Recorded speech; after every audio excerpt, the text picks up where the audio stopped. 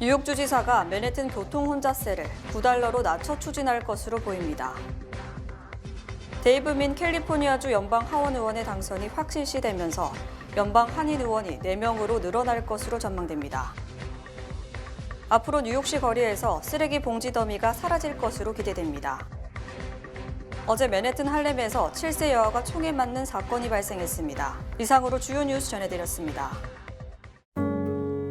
아름다운 제품에서부터 아름다운 사회를 만들기까지 키스는 뉴욕에서 시작하여 현재는 전 세계 12,000명의 직원들과 함께 끊임없이 도전하는 기업입니다. 사람을 생각하고 존중하는 기업. 키스는 한인들이 사회의 주인공이 될 수 있도록 든든한 버팀목이 되겠습니다. 글로벌 뷰티 기업 키스. 뉴뱅크와 함께 꿈의 집을 마련하세요. 빠른 승인, 맞춤형 서비스, 전문가 상담, 지역 전문성, 경쟁력 있는 이자율. 뉴뱅크가 주택 소유를 쉽고 간단하게 모든 단계에서 도움을 드립니다. 지금 바로 가까운 뉴뱅크 지점을 방문해서 홈모기지 대출 상품에 대해 문의하세요. 뉴뱅크 제공입니다. 시청자 여러분 안녕하십니까? 11월 10일 화요일 TKC 뉴스데스크 첫 소식입니다. 지난 6월 시행 직전 잠정 보류됐던 맨해튼 교통 혼잡세가 당초 15달러에서 9달러로 하향 조정돼 트럼프 당선인 취임 이전에 시행될 것으로 전망됩니다. 캐시 호컬 뉴욕주 지사는 트럼프 당선인이 취임하면 맨해튼 교통 혼잡세가 무산될 가능성이 크다며 교통 혼잡을 줄이기 위해 신속하게 통행료 부과를 강행할 것으로 알려졌습니다. 호컬 주지사는 당시 맨해튼 교통 혼잡세 부과가 대선에서 민주당에게 악영향을 미칠 것을 우려 시행 직전 중단시켰으나 이제 트럼프가 당선됨에 따라 이를 최대한 빨리 강행할 것으로 전망됩니다. 하지만 당초 15달러로 책정됐던 혼잡세는 9달러로 약 40% 하향 조정될 가능성이 큽니다. 호컬 주지사는 최근 연방교통부에 교통 혼잡세 요금을 15달러가 아닌 9달러로 낮출 경우 다시 환경 영향 평가를 해야 하는지를 문의한 것으로 알려졌습니다. 트럼프 전 대통령은 선거운동을 하면서 맨해튼 교통 혼잡세 폐지를 공약으로 내세워 큰 지지를 받았으며 취임하면 대통령 행정명령으로 이를 무효화시킬 것으로 알려졌습니다. 특히 공화당 측은 호컬 주지사가 대선에서 민주당을 위해 혼잡세 부과를 중단했으나 선거에서 지자 다시 또 다른 세금 형태의 혼잡세 부과를 강행하려 한다. 당장 중단해야 한다고 주장했습니다. 또 공화당뿐 아니라 대부분의 뉴요커들도 혼잡세 부과에 반발하는 반면 많은 맨해튼 주민들은 이에 찬성하는 것으로 알려졌습니다. 지난 5일 선거에서 한인 이민 역사상 최초로 앤디 김이 연방 상원 의원에 당선된 데 이어 캘리포니아주에서 또 한 명의 연방 하원 의원이 탄생할 가능성이 커졌습니다. 현재 연방 하원 의원 선거에서는 캘리포니아주의 영김과 미셸 박스틸, 그리고 워싱턴주의 메릴린 스트릭랜드 등 3명의 한인 의원이 3선에 성공한 데 이어 캘리포니아주 제47 연방 하원 의원 선거구에 출마한 데이브 민의 당선이 유력합니다. 오늘 아침 현재 데이브 민은 15만 4,907표를 얻어 15만 1,693표에 그친 공화당 소속 스캇 바우 후보를 3,214표 차로 앞서고 있습니다. 민 씨는 선거 다음 날인 6일에는 1,144표를 앞서다 7일 616표 차로 리드폭을 줄였으나 8일 금요일 1,078표, 지난 9일 2,712표로 표차를 늘린 데 이어 어젯밤 다시 501표를 더 추가, 표차를 3,214표로 늘렸습니다. 현재 민 씨가 출마한 캘리포니아주 오렌지 카운티의 각 선거구에는 사전 우표 투표를 모두 개표한 것으로 알려져 특별한 이변이 없는 한 민 씨의 당선이 확실시됩니다.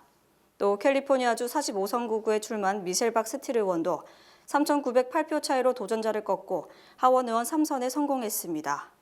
공교롭게도 한인 후보가 출마한 이 2개 선거구가 캘리포니아 하원 의원 선거구 중 표차가 가장 적은 선거구이며 2개 모두 한인이 승리, 연방 하원에서 한인 의원이 4명으로 늘어날 것으로 전망됩니다.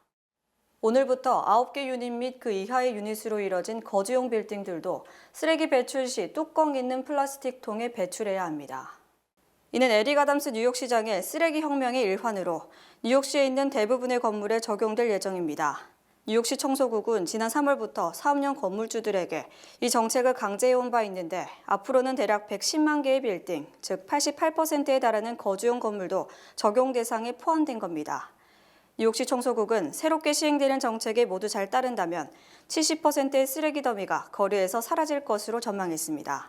10개 유닛 이상의 건물에 해당하는 나머지 30%도 내년 봄부터 어퍼 맨해튼 거리에서 적용될 계획이라고 밝혔습니다. 한편 청소국 관계자는 뉴요커들에게 온라인을 통해 표준화된 쓰레기통을 주문할 것을 당부했습니다. 현재는 건물주 제각각 본인의 쓰레기통을 사용하지만 2026년부터는 의무적으로 뉴욕시 쓰레기통을 사용해야 한다고 덧붙였습니다. 어제 할렘에서 10대 갱단 2명이 쏜 총에 무고한 7세 여아가 맞는 사고가 발생했습니다.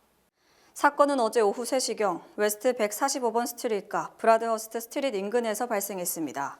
경찰에 따르면 피해자 소녀는 분홍 스쿠터를 타고 아빠와 함께 길을 가던 중이었습니다. 사건이 발생한 거리의 스타벅스 창문은 총격으로 인해 산산조각 났고 이때 최소 9발의 총격이 있었던 것으로 전해졌습니다. 용의자는 19세 다니엘 이도우와 이름이 밝혀지지 않은 17세 소년으로 둘 다 살인 미수 혐의로 기소됐습니다. 이도우는 오늘 법원에 출석할 예정이나 17세 용의자는 나이 때문에 법원에 소환되진 않을 것으로 보입니다. 피해자 7세 소년은 안정적인 상태로 인근 병원으로 옮겨졌습니다. 경찰은 용의자들이 그들의 라이벌을 공격하려고 쏜 총에 무고한 소녀가 맞은 것으로 보인다고 말했습니다. 도널드 트럼프 대통령 당선인이 국토안보부 장관으로 크리스티 놈 사우스 다코타 주지사를, 국무장관의 마르코 루비오 연방 상원 의원을, 국가안보보좌관의 마이크 왈츠 연방 하원 의원을 낙점했습니다. 월스트리트 저널은 12일 한때 트럼프의 러닝메이트로 거론됐던 놈 주지사가 국토안보부 장관직에 낙점됐다며 충성심 높은 지지자를 승진시켜 이민 의제를 감독시킬 팀을 구체화하려는 것이라고 평가했습니다. 놈 주지사는 지난 2007년부터 2011년 사우스 다코타 주의회 하원 의원에 이어 2011년부터 2019년에는 연방 하원 의원을 지냈습니다. 2018년 사우스 다코타 주지사 선거에 출마했을 때 당시 트럼프 대통령의 지지를 받았고 선거 승리로 사우스 다코타주 최초의 여성 주지사가 됐습니다. 코로나19 팬데믹 당시 마스크 착용 의무화를 거부하며 유명세를 얻었습니다. 트럼프 당선인은 또 국무장관의 마르코 루비오 연방 상원 의원, 백악관 국가안보보좌관의 마이클 왈츠 하원 의원을 각각 발탁했습니다. 이 같은 인사에 대해 뉴욕타임스 등은 외교안보 라인이 투톱인 국무장관과 국가안보보좌관으로 낙점된 인사는 강력한 반중국, 반북한 성향을 가지고 있다고 보도, 향후 트럼프 행정부가 대북 관계에서 강력한 비핵화를 추구할지 주목됩니다. 루비오 상원 의원은 외교위에서 활동하며 미국 의회의 대표적인 반중 의원으로 평가받고 있어 이는 트럼프의 대중국 고율 관세 등 중국 견제 정책과 코드를 같이 하는 겁니다. 특히 루비오 상원 의원은 핵무기를 가진 미치광이가 북한에 있다는 등 대북 강경파로 잘 알려져 있습니다. 왈츠 의원 역시 하원 중국 특위에서 핵심 희귀 강물에 대한 중국 의존을 줄이고 미국 대학과 학계에 대한 중국의 간첩 활동을 막기 위한 법안을 발의하기도 했습니다. 경찰은 지난 주말 동안 미드타운에서 발생한 절도 및 폭행 사건의 용의자 사진을 공개하고 수배에 나섰습니다. 사건은 지난 9일 오후 10시 35분경 437 웨스트 44번 스트릿에서 발생했습니다. 70세 여성과 75세 남성은 길거리를 걷고 있었고 이때 정체를 알 수 없는 남성이 접근해 여성의 가방을 빼앗으려 했습니다. 피해자가 저항하자 용의자는 피해자를 바닥에 내던졌습니다. 그러고 75세 남성에게 접근해 그의 지갑을 강탈하려 했고 남성이 저항하자 피해자의 얼굴을 여러 차례 가격했습니다. 남성 피해자는 눈과 얼굴 등에 심각한 부상을 입었고 여성 피해자는 팔꿈치와 목 등의 고통을 호소하는 것으로 전해졌습니다. 두 피해자 모두 인근 병원으로 옮겨졌습니다. 경찰은 용의자가 아무것도 훔치지 못한 채 44번 스트릿 서쪽 방향으로 달아났다고 밝혔습니다. 용의자는 맨몸 상태로 현장에 셔츠를 버려둔 것으로 드러났습니다. 트럼프 전 대통령이 취임 뒤 곧바로 우크라이나에 대한 지원을 중단할 것으로 알려진 가운데 바이든 대통령이 트럼프 당선인을 만나 우크라 지원을 설득할 것으로 알려졌습니다. 바이든 대통령은 내일 트럼프 전 대통령을 백악관으로 초청, 오찬을 함께하는 자리에서 우크라이나에 대한 지원을 계속해야 한다며 이 문제를 집중 논의할 계획이라고 주요 언론이 보도했습니다. 제이크 설리번 국가안보보좌관은 바이든 대통령은 미국이 우크라이나에서 손을 떼는 것은 유럽에서 손을 떼는 것과 마찬가지라는 점을 트럼프 당선인에게 설명할 것이라고 강조했습니다. 이와 관련 트럼프 당선인은 대선 기간 내내 미국이 왜 우크라이나에 천문학적인 혈세를 지원해야 하느냐며 미국이 취할 수 있는 최선의 이익은 지금 당장 전쟁을 끝내는 것이라고 주장해왔습니다. 특히 트럼프 당선인은 취임하면 하루 내에 우크라이나전을 끝낼 수 있다고 장담해왔기 때문에 어떤 식으로든 지원이 중단 또는 축소될 것이 확실시됩니다. 트럼프 당선 뒤 외교 전문가들은 이제 젤렌스키 우크라이나 대통령이 지갑이 텅 비게 됐다며 우크라이나 지원 중단을 기정사실화하고 있습니다. 반면 바이든 대통령은 내년 1월 20일 트럼프 취임 전까지 우크라이나에 추가로 60억 달러를 더 지원할 계획이어서 트럼프 당선인과의 마찰이 예상됩니다. 메디케어 어드밴티지로 분류되는 보충 플랜을 운영하는 민간 보험사들이 간단한 홈케어 등의 과도한 비용을 청구해 한 해 수십억 달러씩을 챙기고 있는 것으로 드러났습니다. 연방보건부가 조사한 결과에 따르면 대형 민간 보험사들은 특히 메디케어 수혜자들의 가정에 간호사 등을 보내 치료 없이 간단한 진단만 하고도 1회에 2,000달러 안팎을 청구해 메디케어에서 받아낸 것으로 나타났습니다. 과다 청구로 의심되는 민간 보험사들의 요구로 메디케어 당국은 2023년 한 해 42억 달러를 지급한 것으로 감사 결과 확인됐습니다. 월스트리트저널이 지난 8월 보도한 탐사 기사에서는 평균 1,818달러를 지급받았다고 밝혔는데 보건복지부 감사관실의 감사에선 1,869달러로 비슷하게 나온 것입니다. 65세 이상 노년층과 장애인 등 6,060만 명이 가입돼 있는 메디케어는 의료비의 80%만 커버되기 때문에 민간 보험사들이 운영하는 메디케어 어드밴티지 또는 메디케어 서플먼트 등에 추가로 가입해 20%를 커버받고 있습니다. 현재 메디케어 어드밴티지에 추가 가입한 사람들은 전체 메디케어 가입자의 절반을 넘는 3,300만 명으로 나타났습니다. IT는 폭력 조직이 수도의 85%를 장악했는데요. 어제는 민간 항공기가 공항에 착륙하려다 총격을 받고 회항하는 일까지 일어났습니다. 스프릿 항공은 11일 플로리다 포트 로더데일을 이륙한 자사 여객기 한 대가 도착지인 IT 포르토프랭스의 국제공항에 다가가다 총격을 받고 항로를 바꿔 옆나라 도미니카 공화국의 공항에 긴급 착륙했다고 밝혔습니다. 스프릿 항공은 승무원 한 명이 가벼운 부상을 입었고 다친 승객은 없다고 덧붙였습니다. 착륙 뒤 살펴본 결과 기체의 총탄에 맞아 생긴 것으로 보이는 구멍이 발견됐습니다. 총격은 지상에서 발사된 것으로 보이지만 범인이 누군지는 알려지지 않았습니다. 전문가들 사이에서는 외부 세력이 포르토프랭스로 드나드는 것을 막으려는 조직폭력의 시도로 보인다는 관측이 나왔습니다. 미 당국은 여행 경보를 발령하고 포르토프랭스의 투생 루베르티르 국제공항을 오가는 모든 항공편의 운항을 중단했다고 밝혔습니다. 스프릿 항공을 포함해 제트블루, 아메리칸 항공도 각각 최소 14일까지 운항을 중단하기로 했습니다. IT 당국도 일시적으로 공항 운영을 중단하기로 했습니다. 공항 폐쇄는 18일까지 이어질 전망입니다. 은퇴자들의 신용카드 빚이 2022년 이후 급격히 늘어났고 이자율이 사상 최고치를 기록, 은퇴자들의 생계가 위협받고 있는 것으로 드러났습니다.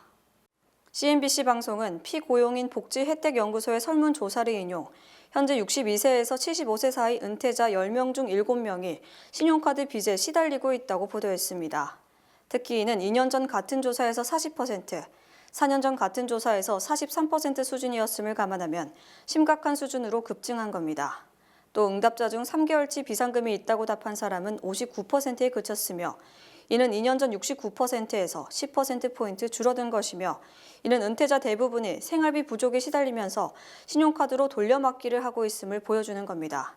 3,661명을 대상으로 한 이 조사에서 83%가 사회보장 혜택을 받고 있으며 이들 대부분은 소셜 시큐리티 연금이 이들 소득의 절반을 차지하는 것으로 드러났습니다. CNBC 방송은 은퇴자들의 신용카드 빚이 급증한 것은 인플레이션 때문이며 연준의 고금리 정책으로 신용카드 이자가 2019년 17%에서 최근에는 23%로 급등, 빚이 눈덩이처럼 늘어났다고 지적했습니다.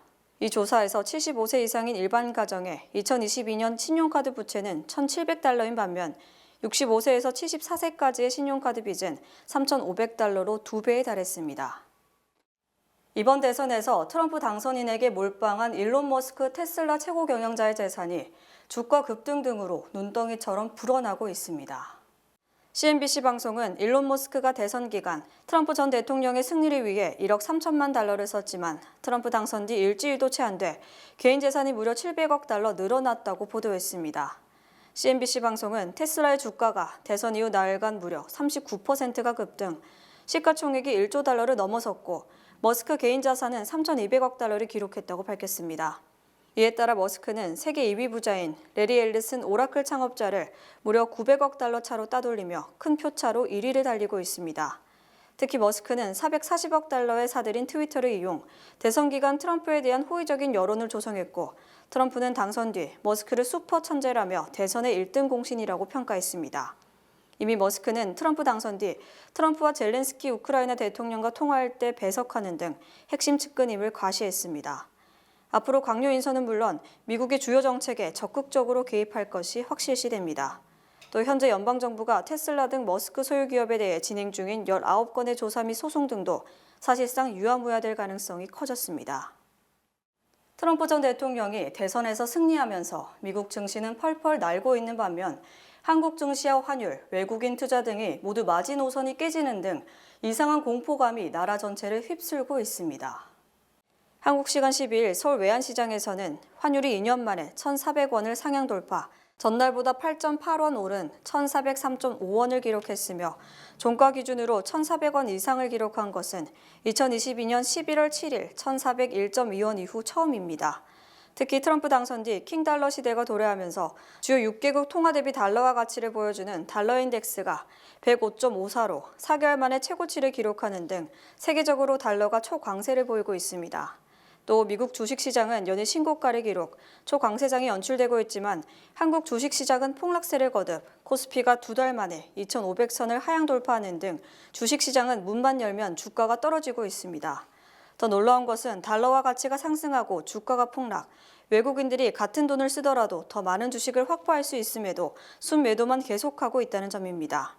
지난달 초부터 12일까지 약 한 달간 외국인은 한국 주식 4조 3,480억 원어치를 팔아치웠으며 이는 외국인들이 한국의 경제 상황을 비관적으로 보고 있음을 반영한 것으로 풀이됩니다. 또 최근 3개월간 외국인은 한국 증시에서 15조 원어치를 팔아치운 것으로 집계돼 사실상 패닉 수준이라는 분석이 제기됐고 삼성전자는 연일 52주 신저가를 갱신하고 있습니다. 특히 윤석열 행정부는 트럼프가 당선되면서 마치 한국의 큰 악재가 된 것처럼 호들갑을 떨고 있고 이 같은 대처가 증시 등 경제 전반에 더 큰 공포감을 조성하는 것으로 풀이됩니다. 미주 최대 한인은행에서 이제 아시아계를 대표하는 은행으로 도약하는 희망을 설계하는 전문가들의 은행 Bankers, Experts, Neighbors 뱅크 오브 호프가 지원합니다. 주요 단신 전해드립니다. 기후위기로 인한 기상이변이 잇따르면서 지난 10년 동안 전 세계에서 2조 달러 규모의 경제 손실이 발생했다는 연구 결과가 나왔습니다. 영국 경제 컨설팅 업체 옥세라 컨설팅은 피해를 가장 많이 본 나라는 미국으로 2017년과 2022년에 발생한 허리케인의 영향이 컸던 것으로 나타났습니다. 룸메이트 찾기 웹사이트 스페어룸이 발표한 보고서에 따르면 룸메이트를 구해도 뉴요커들의 평균 렌트 비용이 1인당 월 1,540달러에 달하는 것으로 집계됐습니다. 도널드 트럼프 미국 대통령 당선자의 취임을 앞두고 미국 내에서 임신 중지 약물을 미리 비축하려는 움직임이 늘고 있습니다. 뉴욕 주정부 전 직원의 급여가 최소 5.7%에서 11.6%까지 인상될 전망입니다. 이번 급여 인상은 호컬 주지사가 취임 이후 뉴욕주의 공공서비스 인력을 강화하고 지원하기 위해 추진해온 계획의 일환입니다. 현대차 그룹의 자회사인 로봇공학기업 보스턴 다이내믹스의 사족 보행 로봇계 스팟이 도널드 트럼프 대통령 당선인 경호에 투입됩니다. 비밀 경호국은 로봇계의 구체적 기능은 밝힐 수는 없지만 감시 기술과 SS 경호 작전을 지원하는 다양한 첨단 센서를 갖추고 있다고 설명했습니다. 올해 3분기에 전 세계 스마트폰 시장에서 가장 많이 팔린 아이폰은 작년에 출시한 아이폰 15로 나타났습니다. 세계 최대 전자상거래 업체 아마존이 최신형 배송 드론 MK30의 연방정부 사용 최종 승인을 받아 지난 5일부터 애리조나주에서 드론 배송을 시작했다고 밝혔습니다. 이탈리아 수도 로마의 대표적인 관광명소 트레비분스에 공중보행로가 설치됐습니다. 로마 시장은 관광객이 트레비 분수를 가까이에서 볼 수 있는 흔치 않은 기회이자 독특한 경험이 될 것이라고 밝혔습니다. 날씨 전해드립니다. 수요일인 내일은 화창하겠습니다. 낮 최고 기온은 50도, 최저 기온은 38도입니다. 해 뜨는 시간은 6시 41분, 해 지는 시간은 4시 39분입니다. 이상으로 주간 날씨와 세계 날씨 전해드립니다.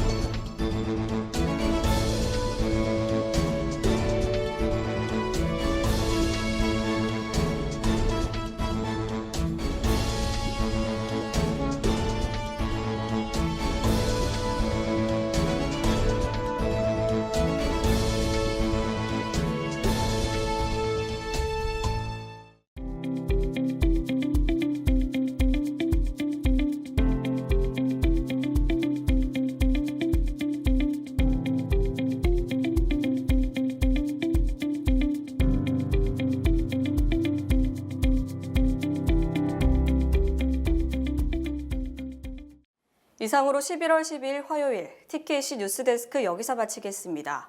시청해주신 여러분 고맙습니다.